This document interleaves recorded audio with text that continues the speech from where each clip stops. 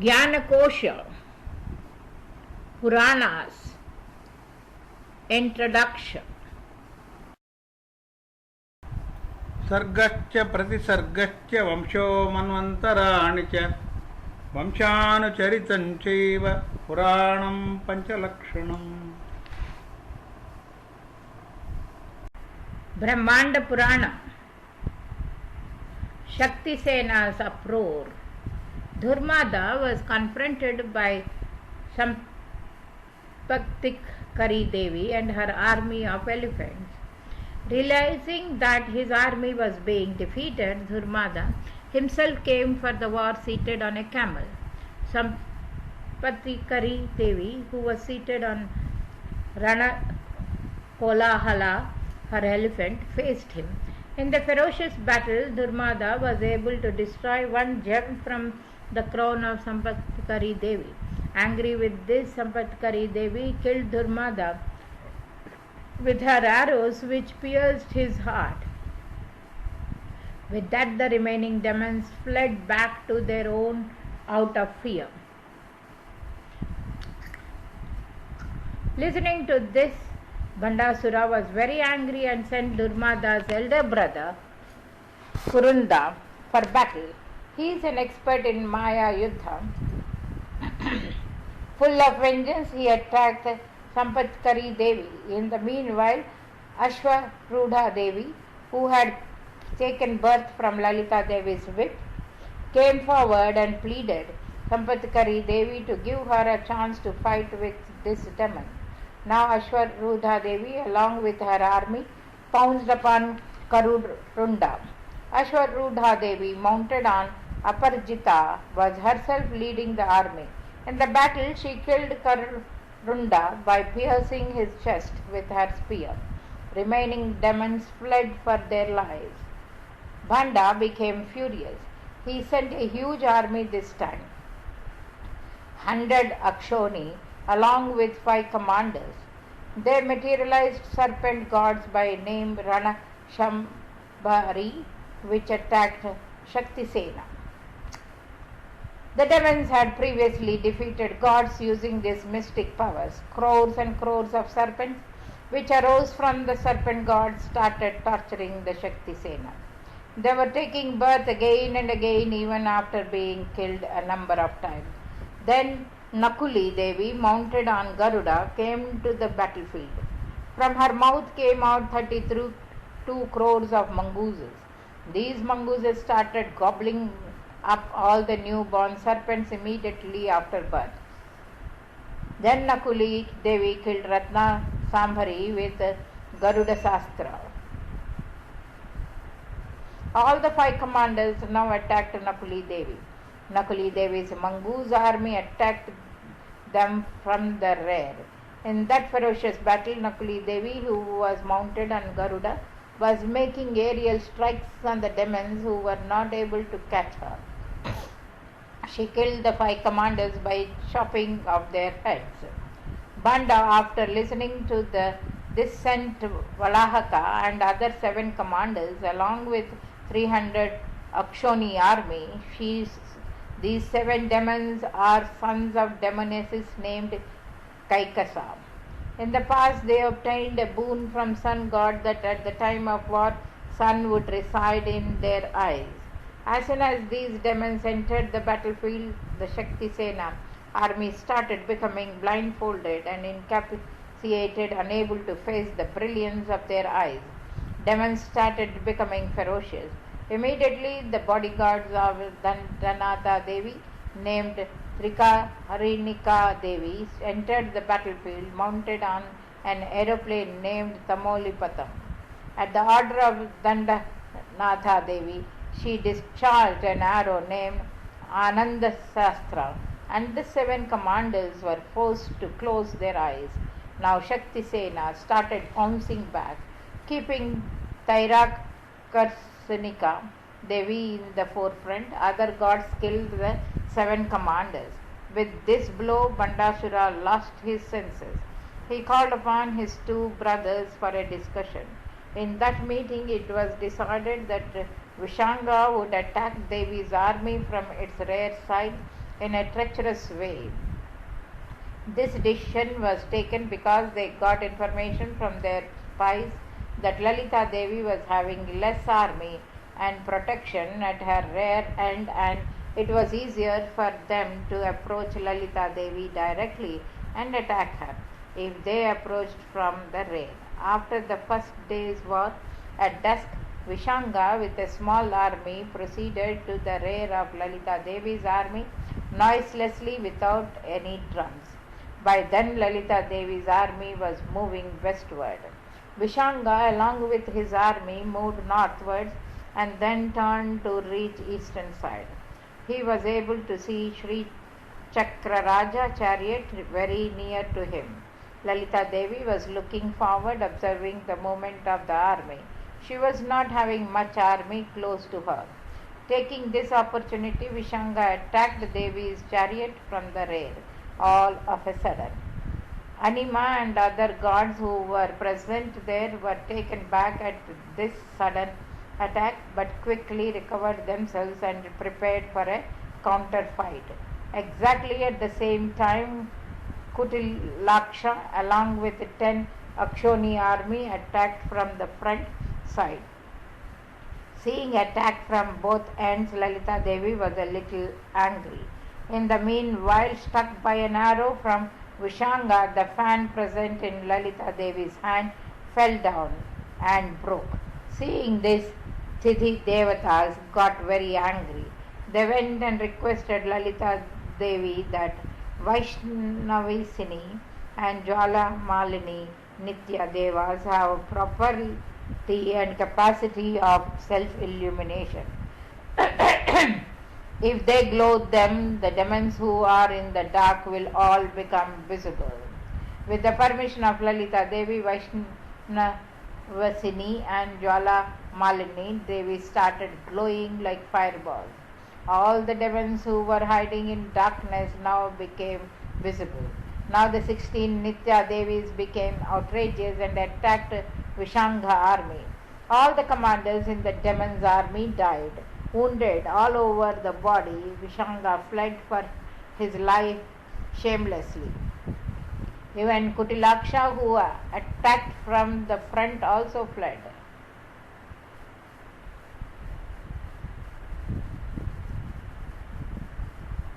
Matrini Devi and Dandanada Devi felt unhappy about this unprecedented attack in the night. They felt very sorry that their arrangements of protection were not up to the mark. Agni Prakarakara, both of them went to Lalita Devi, expressed sorry for what has happened and made arrangements for protection. At the instance of Lalita Devi, Jwala Malini Devi made a compound wall of the fire around the Devi's army. The firewall is 100 yojanas wide and 30 yojanas tall.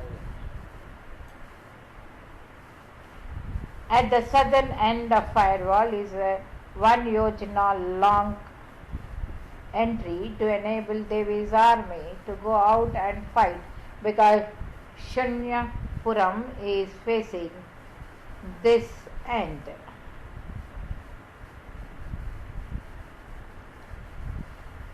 Stambini Devi, a member of Dandanada Devi family, along with 20 Akshoni Senas, was protecting this entry point. She is also called Vighna Devi. By then it was dawn. Knowing all this news, Bandasura was in despair and started thinking what to do. This time he sent all his 30 sons for the war. After listening to this news, Lalita Devi, his daughter Bala Devi, wanted to fight these demons herself. Bala Devi is the only daughter of Lalita Devi. She resembles Lalita Devi very much, but is always only years old. She stays permanently with her mother. Bala Devi approached her mother and requested for permission to fight in the battlefield. At the outset, Lalita Devi denied, but looking at the courage and willpower exhibited by Bala Devi, she ultimately gave permission. Seeing Bala Devi coming in for the war, Maitrini and Dandanayaka were astonished, and they stood as her bodyguards. Now Baladevi started ferocious fighting with Bhanda's son. Everyone was surprised at her valor. Whole of the second day Baladevi fought. That evening she shot 30 arrows at a time and killed the 30 sons of Bhanda. Lalita Devi was very happy and she embraced her daughter, Bhandaputra. Bhanda was grief-stricken. Desperately he himself started off for the war. Vishkura and Vishanga pacified Bandasura. Vighya Nayatra Nashanam, destruction of the mystic symbol of obstacles. Now Bhanda sent Vishkura to the war front. In the darkness, Vishkura approached the Vahini Prakara. On a flat stone, he drew a mystic symbol and performed some black magic. He then threw that mystic symbol forcefully. It fell in the firefall at some point. With the effect of the yantra, laziness crept into the minds of the Devi's army. Some started arguing that war itself was wrong. Some said, why should we fight on behalf of the gods? Some said, who is this Lalita Devi who has given her superiorship over us? Some said, if all of us together decline not to fight, what can Lalita Devi do? All of them fell into sleep of ignorance. After midnight, Vishkura, along with 30 Akshani Sena, surrounded the fire barrier. Even then, none of the members of Shakti Sena moved under the influence of the ignorance caused by the Vighna Yantra. However, Vighna Yantra was not able to affect Mantrini and Dandakanada. But they were both very sad, worried, seeing the state of their army. Not knowing what to do, they went and inquired Lalita Devi. Then Lalita Devi looked at the Kameshwara face and passed a gentle smile. From her smile, Ganapati took birth. He immediately searched in the firewall and noticed the Vighna Yantra Shila at one place. He broke the Shila into pieces and powder with his tooth. With that, Shakti Sena's ignorance and sleep was dispelled. They immediately got ready for the war. Now Vigneshwara, along with this army, came out of the fire barrier and started fighting with Vishkura. Vishkura sent Gajashura to attack him, but soon Gajashura was slain. Seeing this, Vishkura ran away. Annihilation of Vishkura and Vishanga. After discussing with Bandasura, Vishkura came back to war, along with his brother Vishanga and son-in-law. With this, the third day war had started. Mantrini and Dandanatha both started to fight simultaneously. In the front war, Dandanatha Devi mounted on her Krichakra Ratha with her plow weapon, swelling it rapidly. Behind her was Mantrini Devi mounted on Gay Chakra Ratha as an archer with bow and arrows. Dandanatha Devi attacked Vishanka. Mantrini Devi confronted Vishkura, Ashwarudha, Samtakari and others attacked the son-in-law of the demons who had come. The army of the demons started slackening. Noticing this, Vishkura discharged Trushahastrama. Shakti Sena's army started to experience intense thirst. Then Dandanatha Devi invited Madhya Samudra Devata from her Kiri Chakra and quenched their thirst. Madhya Samudra Deva showed liquor rains. With that, the army quenched their thirst and regenerated. By sunset, most of the demons, including Banda's son-in-law, had died. Then Shamla Devi, Mantrini, fought with Vishkura and killed him with Brahmashiro Namakshatra. Dandanatha Devi killed Vihangana with her plow weapon and pestle. However, in Lalita Sahasranama it is mentioned that Vishkura was killed by Varahi and Vishanga was killed by Mantrini. Mantrini Yambha Virachita Vishanga, it is said. By then it was past midnight. Only Kutilaksha, the commander-in-chief, was left over to console Bandasura. Bhanda, along with Kutilaksha, started towards the battlefield. 2,185 Akshoni army, along with 40 commanders, followed him. He boarded a chariot named Abhilamu. It is dragged by 1,000 lions and instead of horses. His sword is named Yatana. Noticing this, Lalita Devi herself started moving in her Sri Chakra Raja Ratha towards the war front. Behind her was Mantrini in the Gay Chakra Ratha, followed by Putrini in Krichakra Ratha. Other Shakti deities followed her in crores. In the usage of Shastras and Pratyah Shastra, none of them were drawn back. Now Bandasura, by his mystical powers, regenerated Madhukaitampa, Raktabija and other old demons. Then Lalita Devi made a violent frenzied laughter. Durga Devi and other deities described in Chandi Saptashashti were born and slayed these demons. Now Banda generated Samokha and other demons. Then Lalita Devi generated the 10 incarnations of Vishnu from the fingertips of her hands. Sun was about to set. Lalita Devi decided not to delay anymore. She then discharged Narayanastra and Pashupastra and destroyed the demons and their commanders, who were all turned into ashes. Now Bandasura was the only one left. Lalita Devi discharged the Mahakameshwari Shwarasastra and annihilated Bandasura. Immediately his Shunkhaya town got burnt down. Gods proclaimed victory of Lalita Devi on the drums, and they showered flowers, lighted camphor blazes and shouted victory slogans. Kama Sanjeevanam. Brahma, Vishnu, Indra and other gods praised Lalita Devi's grandeur. In that praise they proclaimed this: Mother, Banda is dead, but his friend Taraka is still alive to trouble us. To annihilate him, Shiva must have a son. We were trying for the same, but in the meanwhile, Manmadha died and all these events happened. Therefore, kindly give rebirth to Manmadha and perform the marriage of Shiva and Parvati. Lalita Devi smiled compassionately and looked at Kameshwara. From her looks, Manmadha took rebirth. Rati and Manmadha prostrated to the mother goddess and praised her. The mother goddess blessed them and instructed: Manmadha, now you need not fear. Go once again and cast your magical arrow on Shiva. Shiva will lose you to you and will marry Parvati. With my blessings, Shiva will do you no harm. From now on, you can enter everyone's body and cause aesthetic, sensuous pleasures to them. Protect my devotees. At the instruction of Mother Goddess, Manmadha with his family went and cast his magic charm on Shiva.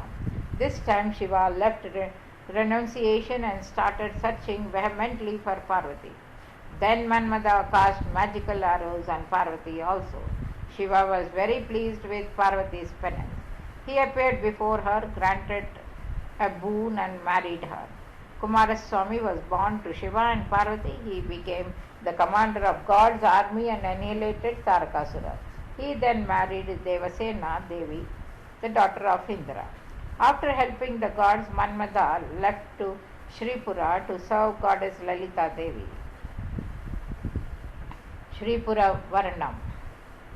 What does Sripura mean? After the annihilation of Bandasura, Trimurtis called upon the cosmic architect Vishakarma and the architect of demons Maya and instructed them to construct 16 palaces in 16 kshetras, sacred places, for the residence of Lalita and Shiva Kameshwara, Meru and other gigantic mountains, Jalasamudra and other oceans, total 16 kshetras.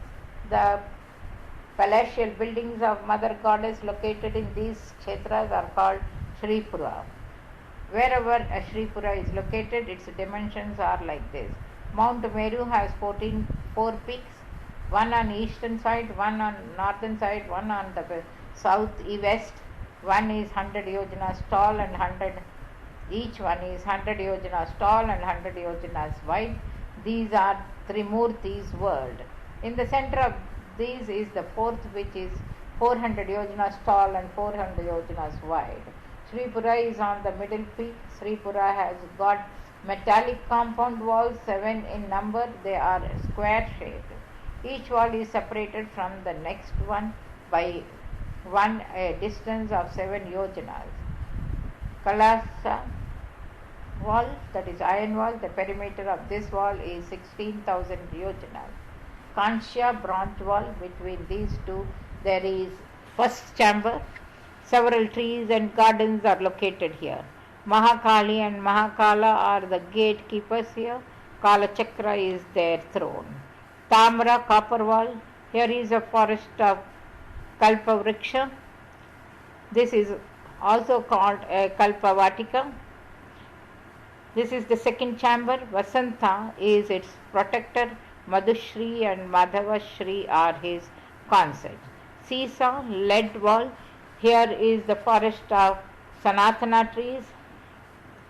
This is the third chamber of Grishma, summer in the ruler. Shukashri and Shukashri are his consorts. Arukta, brass wall. This is the fourth chamber. Here is the forest of Hari, Chandana Vriksha, the yellow fragrant sandalwood. The ruler is Varsha Ritu. Nabhashri and Nabhashyayari are his consorts. Panchaloha, five metals wall. In this fifth chamber is a garden of Manadhara trees. Sharadrutu is the protector. Ishashri and Urvashri are his consort. Urupaya, silver wall, sixth chamber. Parijita tree forest. Hemantarutu is the protector. Shahashri and Shahayashri are his consort. Hema is a gold wall, seventh chamber. Kadamba forest. Sisira winter, the protector. Tashvashri and Tashvayashri are his consort. This is where Mantrini Devi resides in a temple.